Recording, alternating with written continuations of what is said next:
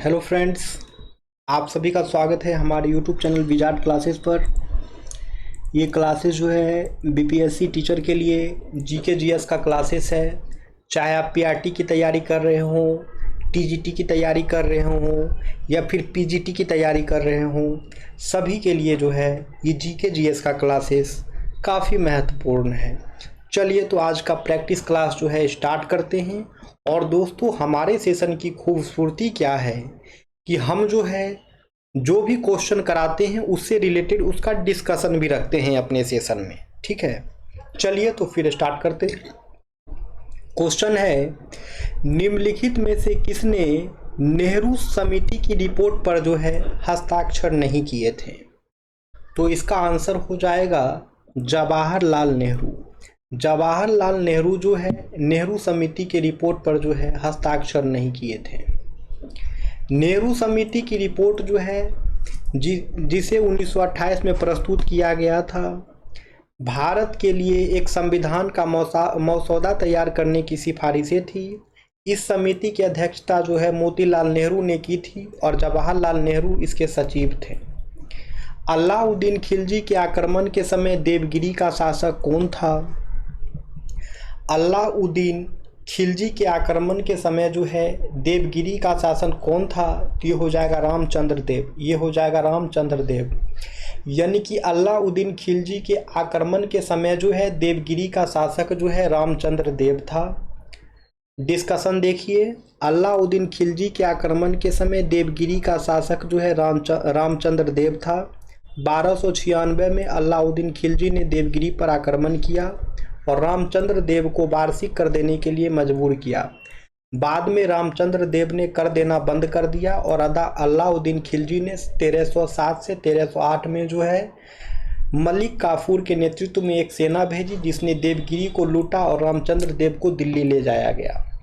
अलाउद्दीन खिलजी ने रामचंद्र देव के साथ अच्छा व्यवहार किया और उसे रायन की उपाधि दी। रामचंद्र देव अलाउद्दीन खिलजी के जागीरदार बन गए और बाद में उन्होंने दक्षिणी राज्यों पर सल्तनत के आक्रमणों में मलिक काफूर की सहायता की। चंपारण सत्याग्रह आंदोलन किस वर्ष में शुरू हुआ? चंपारण सत्याग्रह आंदोलन जो है किस वर्ष में शुरू हुआ? तो ये जो है 1917 में शुरू हुआ था। तो ये जो है 1917 में शुरू हुआ था। यानी कि चंपारण सत्याग्रह आंदोलन जो है दोस्तों 1917 में शुरू हुआ था। यानी कि चंपारण सत्याग्रह आंदोलन जो है दोस्तों 1917 में शुरू हुआ था। डिस्कशन देखिए, यह आंदोलन महात्मा गांधी के नेतृत्व में हुआ था और यह उनका भारत में पहला सत्याग्रह था। महात्मा गांधी का जो है भारत का पहला सत्याग्रह कौन था? तो चंपारण सत्याग्रह था। चंपारण सत्याग्रह कब हुआ? तो 1917 में हुआ। चंपारण सत्याग्रह का नेतृत्व कौन कर रहे थे? तो महात्मा गांधी कर रहे थे। और यह चंपारण सत्याग्रह जो है बिहार राज्य के चंपारण जिले में हुआ था। चंपारण के किसानों को नील की खेती के लिए अत्यधिक करों और शोषण का सामना करना पड़ रहा था।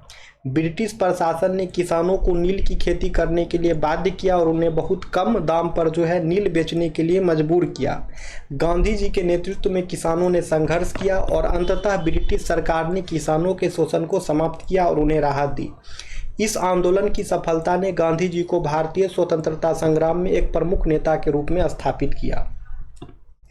निम्नलिखित में से किस मुस्लिम शासक ने तीर्थ यात्रा पर कर समाप्त कर दिया? निम्नलिखित में से किस मुस्लिम शासक जो है तीर्थ यात्रा पर जो है कर को समाप्त कर दिया? ये था अकबर। ये था अकबर। अकबर जो है दोस्तों तीर्थ यात्रा पर कर समाप्त कर दिया था।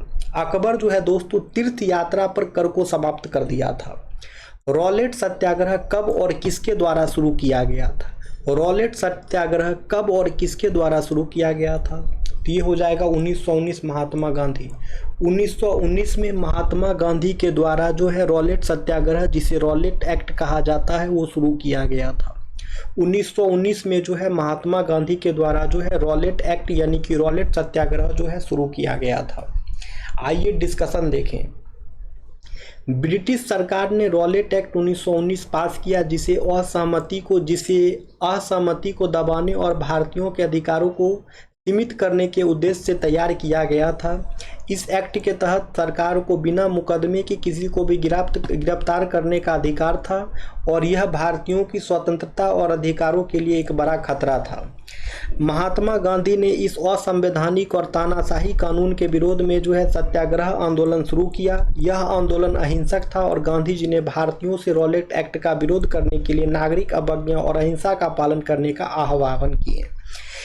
यह आंदोलन खासकर पंजाब और बंगाल में व्यापक रूप से फैल गया और सरकार ने इसे दबाने के लिए कठोर कदम उठाए। इसके परिणाम स्वरूप जालियांवाला बाग हत्याकांड हुआ, जिसमें सैकड़ों निहत्थे भारतीयों को अंग्रेजों ने गोली मार दी थी। फिरोज शाह तुगलक द्वारा स्थापित दारुल सफ़ा क्या था? फिरोज शाह तुगलक द्वारा स्थापित दारुल सफ़ा क्या था? तो ये एक खैराती अस्पताल था। खैराती अस्पताल था। फिरोज शाह तुगलक द्वारा स्थापित दारुल सफ़ा एक खैराती अस्पताल था। फिरोज शाह तुगलक के द्वारा स्थापित दारुल सफ़ा एक खैराती अस्पताल था। फिरोज शाह तुगलक द्वारा स्थापित दारुल सफ़ा एक निःशुल्क अस्पताल था, जिसका उद्देश्य गरीबों और ज़रूरतमंदों को मुफ्त चिकित्सा सहायता प्रदान करना था। इसे सफ़ा खान या बीमारिस्तान के नाम से भी जाना जाता था। दारुल सफ़ा के बारे में कुछ और जानकारियाँ। यह एक राजकीय अस्पताल था जहां दवाइयाँ मुफ्त में उपलब्ध थी। यह अस्पताल दिल्ली में स्थापित किया गया था। इसकी स्थापना का मुख्य उद्देश्य गरीब लोगों को चिकित्सा सुविधाएं प्रदान करना था। फिरोज शाह तुगलक ने अन्य जन कल्याणकारी कार्यों जैसे विवाह ब्यूरो, दीवान खैरात और रोजगार ब्यूरो की भी स्थापना की थी। महात्मा गांधी ने नमक सत्याग्रह कहाँ से शुरू किया था? महात्मा गांधी ने नमक सत्याग्रह कहाँ से शुरू किया था? दांडी से किया था, साबरमती से किया था, सेवाग्राम से किया था या फिर पौनार से किया था? तो ये हो जाएगा दोस्तों साबरमती। ये हो जाएगा साबरमती। यानी महात्मा गांधी ने नमक सत्याग्रह साबरमती से शुरू किया था। यानी कि महात्मा गांधी दोस्तों नमक सत्याग्रह साबरमती से शुरू किए थे। महात्मा गांधी ने नमक सत्याग्रह दांडी मार्च साबरमती आश्रम गुजरात से शुरू किए थे। 12 मार्च 1930 को गांधी जी और उनके 78 अनुयायियों ने साबरमती आश्रम से दांडी तक 241 मील लगभग 346 किलोमीटर की पैदल यात्रा शुरू की ताकि नमक कानून का उल्लंघन किया जा सके। 6 अप्रैल 1930 को दांडी पहुंचकर गांधी जी ने समुद्र के पानी से नमक बनाकर ब्रिटिश सरकार के नमक पर एकाधिकार का विरोध किया। भारत में अस्थायी बंदोबस्त की शुरुआत किसने की? भारत में अस्थायी बंदोबस्त की शुरुआत किसने की? ऑप्शन ए है वारेन हेस्टिंग, ऑप्शन बी है लॉर्ड ब्लेजली, ऑप्शन सी है लॉर्ड कॉर्नवालिस, ऑप्शन डी है रॉबर्ट क्लाइव।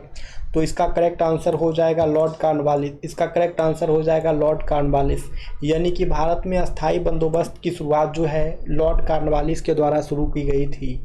यानी भारत में अस्थायी बंदोबस्त की शुरुआत लॉर्ड कॉर्नवालिस के द्वारा शुरू की गई थी। डिस्कशन देखिए, भारत में अस्थायी बंदोबस्त की शुरुआत लॉर्ड कॉर्नवालिस ने शुरू की थी। उन्होंने 1793 में इसे बंगाल, बिहार और उड़ीसा में लागू किया था। अस्थायी बंदोबस्त, जिसे बंगाल का अस्थायी बंदोबस्त भी कहा जाता है, ब्रिटिश ईस्ट इंडिया कंपनी और बंगाल के जमींदारों के बीच एक समझौता था। इसका उद्देश्य भू राजस्व की एक निश्चित राशि निर्धारित करना था। भारत में अस्थायी बंदोबस्त की शुरुआत लॉर्ड कॉर्नवालिस ने की थी। उन्होंने 1793 में इसे बंगाल, बिहार और उड़ीसा में लागू किया। इस व्यवस्था का उद्देश्य भू राजस्व की एक निश्चित राशि निर्धारित करना था, जिससे सरकार को स्थिर और सुनिश्चित राजस्व प्राप्त हो सके। अब जमींदारों को अपनी जमीनों पर तयशुदा भू राजस्व अदा करना होता था, जो एक अस्थायी राशि थी। जमींदारों को अपनी जमीनों पर पूर्ण स्वामित्व का अधिकार दिया गया था।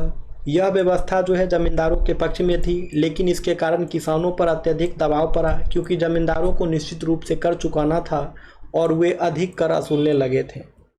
नमक सत्याग्रह किस वर्ष शुरू किया गया था? नमक सत्याग्रह किस वर्ष शुरू किया गया था? ठीक है, तो ये शुरू किया गया था 1930 में। ये शुरू किया गया था 1930 में। ठीक है दोस्तों, यानी कि नमक सत्याग्रह 1930 ईस्वी में शुरू किया गया था। नमक सत्याग्रह 1930 ईस्वी में शुरू किया गया था दोस्तों। ठीक है, तो नमक सत्याग्रह 1930 में शुरू किया गया था। महात्मा गांधी ने 12 मार्च 1930 को दांडी गुजरात से अपना प्रसिद्ध नमक सत्याग्रह शुरू किया था। उनका उद्देश्य जो है ब्रिटिश सरकार द्वारा लगाए गए नमक कर साल टैक्स का विरोध करना था, जो भारतीयों को अपने नमक का उत्पादन करने और उसका व्यापार करने से रोकता था।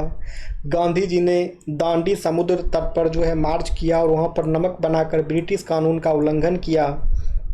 यह आंदोलन जो है भारतीय स्वतंत्रता संग्राम का एक महत्वपूर्ण हिस्सा था और इसने भारतीयों को ब्रिटिश शासन के खिलाफ व्यापक विरोध में शामिल किया। अब है प्रार्थना समाज के संस्थापक कौन थे। प्रार्थना समाज के संस्थापक कौन थे? स्वामी दयानंद सरस्वती, राजा राम मोहन राय, आत्माराम पांडुरंग या फिर स्वामी विवेकानंद। तो इसका आंसर हो जाएगा आत्माराम पांडुरंग। इसका आंसर हो जाएगा आत्माराम पांडुरंग, यानी कि प्रार्थना समाज के संस्थापक जो हैं आत्माराम पांडुरंग थे। यानी कि प्रार्थना समाज के संस्थापक जो हैं आत्माराम पांडुरंग थे। गांधी इरविन समझौता कब किया गया था? गांधी इरविन समझौता कब किया गया था? 1930 में, 1931 में, 1941 में या फिर 1940 में? तो ये हो जाएगा 1931 में। ये हो जाएगा 1931 में, यानी कि गांधी इरविन समझौता जो है 1931 में किया गया था। यानी कि गांधी इरविन समझौता जो है 1931 में किया गया था। डिस्कशन देखिए, गांधी इरविन समझौता 5 मार्च 1931 को किया गया था। कब किया गया था गांधी इरविन समझौता? तो 5 मार्च 1931 को। इस डेट को याद रखना है। 5 मार्च 1931 को जो है गांधी इरविन समझौता किया गया था। यह समझौता जो है महात्मा गांधी और लॉर्ड इरविन, भारत के तत्कालीन वायसराय के बीच हुआ था। इसमें गांधी जी ने सविनय अवज्ञा आंदोलन को स्थगित करने और दूसरे गोलमेज सम्मेलन में भाग लेने पर सहमति दी, जबकि इरविन ने भारतीयों को नमक बनाने का अधिकार और राजनीतिक कैदियों की रिहाई सहित कुछ रियायतें देने पर सहमति जताई। यह समझौता जो है भारतीय स्वतंत्रता संग्राम का एक महत्वपूर्ण पड़ाव था। भारतीय पुनर्जागरण आंदोलन के पिता कौन थे? भारतीय पुनर्जागरण आंदोलन के पिता कौन थे? ऑप्शन ए है Bal Gangadhar Tilak, option B Dayanand Saraswati, option C Shraddhanand, option D Raja Ram Mohan Roy. तो इसका करेक्ट आंसर हो जाएगा राजा राम मोहन राय। इसका करेक्ट आंसर जो है वो हो जाएगा राजा राम मोहन राय, यानी कि भारतीय पुनर्जागरण आंदोलन के पिता जो है राजा राम मोहन राय थे। यानी कि भारतीय पुनर्जागरण आंदोलन के पिता जो है राजा राम मोहन राय थे। डिस्कशन देखिए, राजा राम मोहन राय ने भारतीय समाज में व्यापक अंधविश्वास, मूर्ति पूजा, सती प्रथा और जातिवाद जैसी कुरीतियों के खिलाफ कड़ा विरोध किया। उन्होंने भारतीय समाज में सुधार लाने की दिशा में कई कदम उठाए। ब्रह्म समाज की स्थापना की उन्होंने 1828 में उन्होंने ब्रह्म समाज की स्थापना की, जिसका उद्देश्य एक सशक्त और प्रगतिशील समाज का निर्माण करना था। ब्रह्म समाज ने भारतीय समाज को धार्मिक सुधार और सामाजिक जागरूकता की दिशा में मार्गदर्शन किया। राजा राम मोहन राय जो हैं सती प्रथा का विरोध किए थे। उन्होंने सती प्रथा, पति की मृत्यु के बाद पत्नी का आत्मदाह के खिलाफ संघर्ष किया, जिसके परिणाम स्वरूप जो है ब्रिटिश सरकार ने 1829 में सती प्रथा को जो है अवैध घोषित किया। फिर राजा राम मोहन राय ने शिक्षा का प्रचार किया। उन्होंने भारतीय समाज में पश्चिमी शिक्षा के प्रचार प्रसार के लिए कार्य किया और शिक्षा में सुधार की दिशा में कई कदम उठाए। फिर राजा राम मोहन राय ने धार्मिक सुधार किए। राजा राम मोहन राय ने मूर्ति पूजा और अंधविश्वास का विरोध करते हुए एकेश्वरवाद की वकालत की और भारतीय धर्मों में सुधार के लिए काम किया। अब है द्वितीय गोलमेज सम्मेलन कब आयोजित किया गया था? द्वितीय गोलमेज सम्मेलन जो है कब आयोजित किया गया था? ऑप्शन ए है 1935, ऑप्शन बी है 1939, ऑप्शन सी है 1931, ऑप्शन डी है 1929। तो इसका करेक्ट आंसर हो जाएगा 1931। इसका करेक्ट आंसर हो जाएगा 1931, यानी कि द्वितीय गोलमेज सम्मेलन जो है 1931 में आयोजित किया गया था। यानी कि द्वितीय गोलमेज सम्मेलन जो है 1931 में आयोजित किया गया था। डिस्कशन देखिए, द्वितीय गोलमेज सम्मेलन 7 सितंबर 1931 को लंदन में आयोजित किया गया था। यह सम्मेलन जो है ब्रिटिश सरकार और भारतीय नेताओं के बीच एक संवाद का अवसर था, जिसमें भारतीय राजनीतिक स्थिति, संविधान सुधार और भारतीय स्वतंत्रता संग्राम के विभिन्न पहलुओं पर चर्चा की गई। महात्मा गांधी ने गांधी इरविन समझौता के तहत इस सम्मेलन में भाग लिया और भारतीय राष्ट्रीय कांग्रेस के अन्य प्रतिनिधियों के साथ बैठक की। हालांकि सम्मेलन में भारतीय नेताओं और ब्रिटिश सरकार के बीच महत्वपूर्ण मतभेद रहे और इसमें कोई ठोस समाधान जो है नहीं निकल सका। ठीक है, तो इतना बातें जो है द्वितीय गोलमेज सम्मेलन के बारे में जो है याद रखना है। द्वितीय गोलमेज सम्मेलन कब आयोजित हुआ था? तो 7 सितंबर 1931 में आयोजित हुआ था। कहाँ आयोजित हुआ था? तो लंदन में आयोजित हुआ था। द्वितीय गोलमेज सम्मेलन में जो है महात्मा गांधी जो है इसमें पार्टिसिपेट किए थे, और गांधी इरविन समझौता के तहत ही जो है महात्मा गांधी ये दूसरे गोलमेज सम्मेलन में जो है पार्टिसिपेट किए थे, लेकिन इसमें जो है कोई ठोस समाधान जो है नहीं निकल पाया। अब है बिहार में स्वराज दल की स्थापना किसने की? बिहार में जो है स्वराज दल की स्थापना किसने की? ऑप्शन ए है श्री कृष्ण सिंह, ऑप्शन बी है रामलाल शाह, ऑप्शन सी है बंकिम चंद्र मित्र, ऑप्शन सी है सचिंद्र नाथ सान्याल, ऑप्शन डी है उपरोक्त में से कोई नहीं है, उपरोक्त में से एक से अधिक। तो इसका करेक्ट आंसर जो है वो हो जाएगा श्री कृष्ण सिंह। इसका करेक्ट आंसर जो है वो हो जाएगा श्री कृष्ण सिंह। यानी कि बिहार में स्वराज दल की स्थापना जो है श्री कृष्ण सिंह के द्वारा किया गया था। यानी कि बिहार में स्वराज दल की स्थापना जो है श्री कृष्ण सिंह के द्वारा जो है किया गया था। डिस्कशन देखिए, बिहार में स्वराज दल की स्थापना जो है डॉक्टर श्री कृष्ण सिन्हा और अनुग्रह नारायण सिन्हा ने की थी। स्वराज दल, जिसे स्वराज पार्टी भी कहा जाता है, भारत की एक राजनीतिक पार्टी थी जो 1920 के दशक में बनाई गई थी। इसका गठन जो है चित्तरंजन दास और मोतीलाल नेहरू ने 1923 में किया था। बिहार में इस दल की स्थापना जो है डॉक्टर श्री कृष्ण सिन्हा और अनुग्रह नारायण सिन्हा ने की थी, जो उस समय के प्रमुख कांग्रेसी नेता थे। अब है अखिल भारतीय हरिजन सेवक संघ की स्थापना निम्नलिखित में से किस वर्ष में हुई थी? अखिल भारतीय हरिजन सेवक संघ की स्थापना जो है निम्नलिखित में से किस वर्ष में हुई थी? तो ये हुई थी दोस्तों 1932 में। ये हुई थी दोस्तों 1932 में। यानी कि अखिल भारतीय हरिजन सेवक संघ की स्थापना जो है 1932 में हुई थी। यानी कि अखिल भारतीय हरिजन सेवक संघ की स्थापना जो है 1932 में हुई थी। डिस्कशन देखिए, अखिल भारतीय हरिजन सेवक संघ की स्थापना जो है 1932 में हुई थी। यह संगठन जो है महात्मा गांधी द्वारा 30 सितंबर 1932 को स्थापित किया गया था। इसका मुख्य उद्देश्य जो है भारत से अस्पृश्यता यानी कि अनटचेबिलिटी को ख़त्म करना था और दलितों हरिजनों के उत्थान के लिए काम करना था। इस संगठन की स्थापना जो है पूना पैक्ट के बाद हुई थी। तो याद रखना है दोस्तों, अखिल भारतीय हरिजन सेवक संघ की स्थापना 1932 में हुई थी। किसके द्वारा जो है अखिल भारतीय हरिजन संघ की स्थापना हुई थी? तो महात्मा गांधी के द्वारा जो है अखिल भारतीय हरिजन सेवक संघ की स्थापना हुई थी। अखिल भारतीय हरिजन सेवक संघ की स्थापना जो है किस डेट को हुई थी? तो 30 सितंबर 1932 को जो है 30 सितंबर 1932 को जो है अखिल भारतीय हरिजन सेवक संघ की जो है स्थापना की गई थी महात्मा गांधी जी के द्वारा। अब है 1923 में स्वराज पार्टी की स्थापना किसने की थी? 1923 में जो है स्वराज पार्टी की स्थापना किसने की थी? तो ये किया गया था मोतीलाल नेहरू और चित्तरंजन दास के द्वारा। 1923 में जो है स्वराज पार्टी की स्थापना मोतीलाल नेहरू और चित्तरंजन दास के द्वारा किया गया था। 1923 में जो है दोस्तों स्वराज पार्टी की स्थापना मोतीलाल नेहरू और चित्तरंजन दास के द्वारा किया गया था।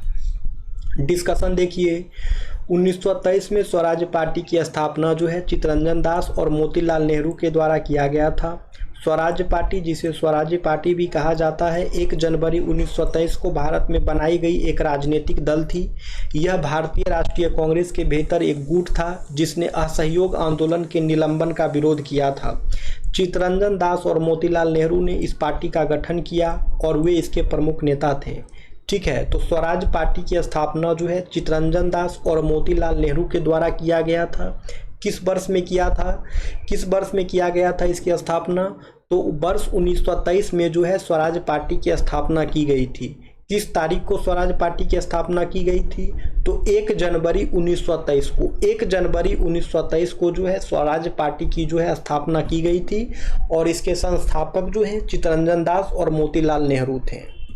अब है महात्मा गांधी जी ने किस गोलमेज सम्मेलन में भाग लिया था? महात्मा गांधी जी ने किस गोलमेज सम्मेलन में भाग लिया था? तो ये हो जाएगा द्वितीय। यानी कि महात्मा गांधी जी ने द्वितीय गोलमेज सम्मेलन में भाग लिया था। भाग लिया था। आइए डिस्कशन देखें। महात्मा गांधी जी ने द्वितीय गोलमेज सम्मेलन यानी कि सेकेंड राउंड टेबल कॉन्फ्रेंस में जो है भाग लिए थे, जो 1931 में लंदन में आयोजित हुआ था। यह सम्मेलन ब्रिटिश सरकार और भारतीय नेताओं के बीच एक संवाद का अवसर था, जिसमें भारत के संवैधानिक सुधार और स्वतंत्रता संग्राम के विभिन्न पहलुओं पर चर्चा की गई थी। गांधी जी ने गांधी-इरविन समझौता के तहत जो है इस सम्मेलन में भाग लिए थे। इस सम्मेलन में गांधी जी ने भारतीय राष्ट्रीय कांग्रेस की ओर से भाग लिए, लेकिन भारतीय मुस्लिम लीग और अन्य बड़े राजनीतिक दलों का इस सम्मेलन में भाग नहीं था। गांधी जी ने इस सम्मेलन के दौरान भारतीय स्वतंत्रता और भारत के सामाजिक और राजनीतिक अधिकारों की बात की। हालांकि इस सम्मेलन में कोई निर्णायक समझौता नहीं हुआ और भारतीय नेताओं और ब्रिटिश सरकार के बीच जो है मतभेद बना रहा। तो याद रखना है, गांधी जी जो है सेकेंड राउंड टेबल कॉन्फ्रेंस यानी कि द्वितीय गोलमेज सम्मेलन में जो है शामिल हुए थे।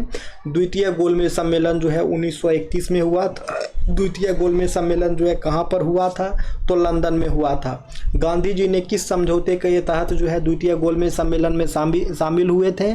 तो गांधी-इरविन समझौता के तहत जो है गांधी जी जो है दूसरा गोलमेज सम्मेलन में भाग लिए थे। अब है थियोसॉफिकल सोसाइटी की स्थापना किसने की? थियोसॉफिकल सोसाइटी की स्थापना जो है किसने की? तो ये किया गया था दोस्तों मैडम ब्लावित्स्की और कर्नल अलकॉट के द्वारा। मैडम ब्लावित्स्की और कर्नल अलकॉट के द्वारा जो है थियोसॉफिकल सोसाइटी की स्थापना की गई थी।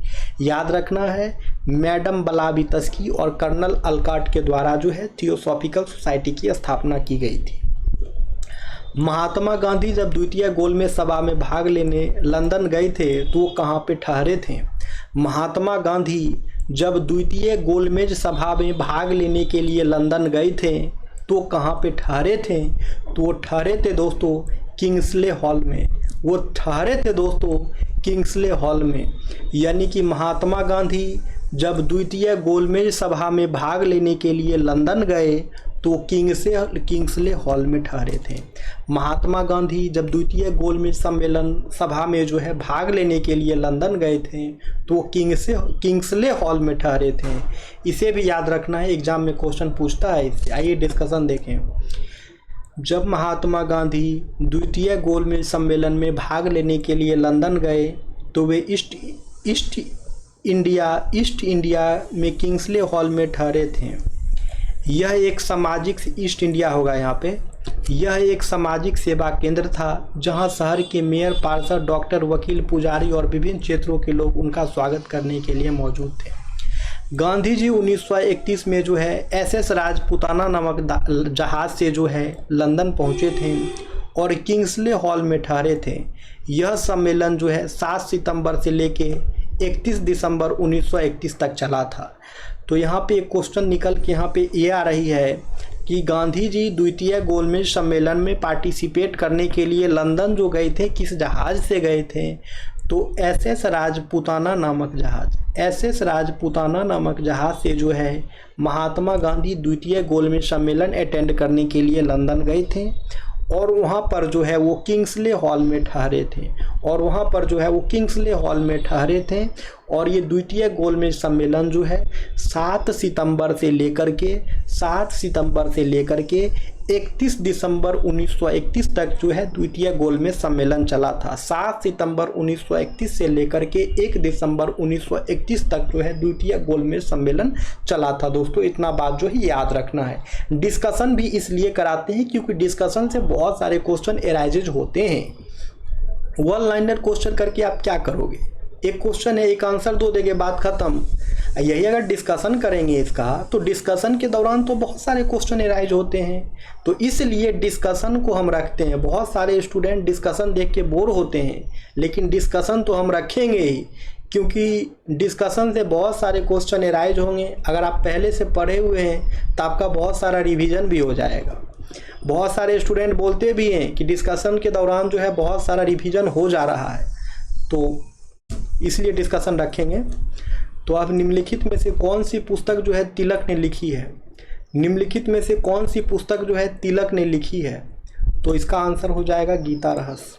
इसका आंसर हो जाएगा गीता रहस्य। यानी कि तिलक के द्वारा जो है गीता रहस्य पुस्तक लिखी गई है।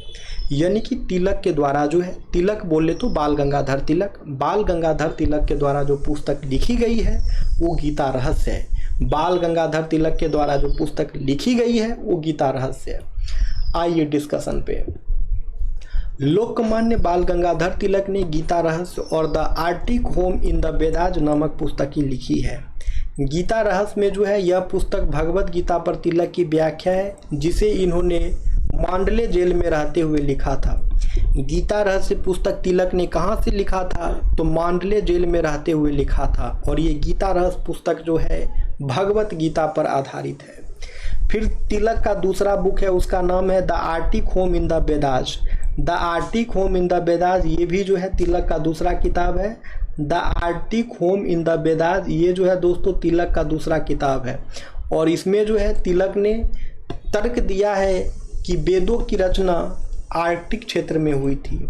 और दूसरा किताब जो है तिलक का the Arctic home in the Vedas, इसमें तिलक ने तर्क दिया है कि वेदों की रचना आर्कटिक क्षेत्र में हुई थी। तो बाल गंगाधर तिलक के दो पुस्तक थे, कौन कौन थे? तो एक गीता रहस्य थे और दूसरा था the Arctic home in the Vedas. Tilak के दो किताब, गीता रहस्य और the Arctic home in the Vedas. Gita Rahasya में जो है तिलक ने भगवत गीता पर तिलक की व्याख्या है, ठीक है, जिसे उन्होंने मांडले जेल में रहते हुए लिखा था। और फिर दूसरा किताब है the Arctic home in the Vedas. दूसरा किताब है तिलक का the Arctic home in the Vedas. इसमें तिलक ने तर्क दिया है कि वेदों की रचना आर्कटिक क्षेत्र में हुई थी। अब है 1934 में महात्मा गांधी जी ने भारतीय राष्ट्रीय कांग्रेस आईएनसी से इस्तीफे के पीछे निम्नलिखित में से कौन सा कारण था? 1934 में जो है गांधी जी के भारतीय राष्ट्रीय कांग्रेस आईएनसी के इस्तीफे के पीछे में निम्नलिखित में से कौन सा कारण था? तो ये था भारतीय राष्ट्रीय कांग्रेस के भीतर विभिन्न विचारधाराओं के उदय ने गांधी जी को भारतीय राष्ट्रीय कांग्रेस पर उनके घटते प्रभाव का एहसास कराया।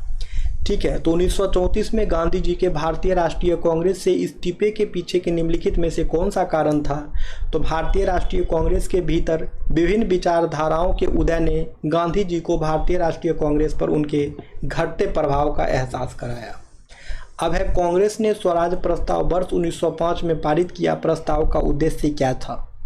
कांग्रेस ने स्वराज प्रस्ताव वर्ष 1905 में जो है पारित किया था। इस प्रस्ताव का जो है उद्देश्य क्या था? तो इस प्रस्ताव का उद्देश्य था स्वशासन सुनिश्चित करना, यानी कि सेल्फ रूल सुनिश्चित करना। कांग्रेस ने स्वराज प्रस्ताव वर्ष 1905 में जो पारित किया था, इस प्रस्ताव का उद्देश्य था स्वशासन यानी कि सेल्फ रूल जो है सुनिश्चित करना। डिस्कशन देखिए, कांग्रेस ने स्वराज प्रस्ताव 1905 में कलकत्ता, जिसे कि अब कोलकाता कहा जाता है, आयोजित भारतीय राष्ट्रीय कांग्रेस के अधिवेशन में पारित किया गया था। इस प्रस्ताव का मुख्य उद्देश्य जो है भारत में स्वराज यानी कि स्वतंत्रता की प्राप्ति था। इस प्रस्ताव को लोकमान्य बाल गंगाधर तिलक और उनके समर्थकों ने पेश किया था। ब्रिटिश शासन से मुक्ति प्रस्ताव का मुख्य उद्देश्य जो है स्वराज प्रस्ताव का, इसका उद्देश्य जो था ब्रिटिश शासन से मुक्ति, ठीक है, यानी कि प्रस्ताव का मुख्य उद्देश्य भारत को ब्रिटिश साम्राज्य से स्वतंत्रता दिलवाना था। यह प्रस्ताव भारतीयों को अपने ही देश में स्वशासन देने की मांग करता था, ताकि भारतीयों को अपनी राजनीतिक, सामाजिक और आर्थिक मामलों में पूरी स्वतंत्रता मिल सके। भारतीयों को एक स्वतंत्र, सशक्त और स्वायत्त सरकार की आवश्यकता थी जो उनके हितों की रक्षा कर सके। भारतीयों के अधिकारों का संरक्षण, यह प्रस्ताव भारतीयों के मौलिक अधिकारों के सम्मान और संरक्षण की मांग करता था। अब है विनोबा भावे के बाद व्यक्तिगत सत्याग्रह के दूसरे सत्याग्रही के रूप में किसे चुना गया था? विनोबा भावे के बाद व्यक्तिगत सत्याग्रह के दूसरे सत्याग्रही के रूप में किसे चुना गया था? विनोबा भावे के बाद व्यक्तिगत सत्याग्रही के दूसरे सत्याग्रही के रूप में किसे चुना गया था? ऑप्शन ए है पंडित जवाहरलाल नेहरू, ऑप्शन बी है सरदार वल्लभ भाई पटेल, ऑप्शन सी है राजेंद्र प्रसाद, ऑप्शन डी है राजगोपालाचारी। ठीक है दोस्तों, तो सेशन को यहीं पे एंड करते हैं। ये क्वेश्चन आप लोगों का होमवर्क रहा, काफ़ी डिफ़िकल्ट क्वेश्चन नहीं है, बहुत ही आसानी क्वेश्चन है, इसलिए हम होमवर्क दिए हैं। डिफ़िकल्ट क्वेश्चन रहता तो हम इसका आंसर डिस्कस करके ही एंड करते, लेकिन काफ़ी आसान क्वेश्चन है। इसका आंसर जो है आप लोग कमेंट सेक्शन में कमेंट्स करने की कोशिश करेंगे। और दोस्तों, जो लोग अंत तक वीडियो को देख रहे हैं, आप लोग सभी लोग जो है वीडियो को लाइक अवश्य करें। दोस्तों, जो लोग अंत तक वीडियो को देख रहे हैं, आप लोग तो कम से कम वीडियो को लाइक अवश्य करें दोस्तों, ठीक है, क्योंकि वीडियो पसंद आया है तभी आप लोग अंत तक देख रहे हैं। तो आप लोग वीडियो को लाइक अवश्य करें दोस्तों, क्योंकि वीडियोज में व्यूज बहुत जा रही है लेकिन लाइक ही नहीं जा पा रही है। तो आप लोग लाइक करें वीडियो को, उससे जो है हमको एक सपोर्ट मिलता है, हमको जो है उससे एक स्ट्रेंथ मिलता है। तो आप लोग जो है वीडियो को लाइक अवश्य करें दोस्तों, और जो लोग नए हैं चैनल पे, चैनल को सब्सक्राइब भी कर लेंगे ताकि आने वाले वीडियो का नोटिफिकेशन जो है आप सभी को मिलता रहे।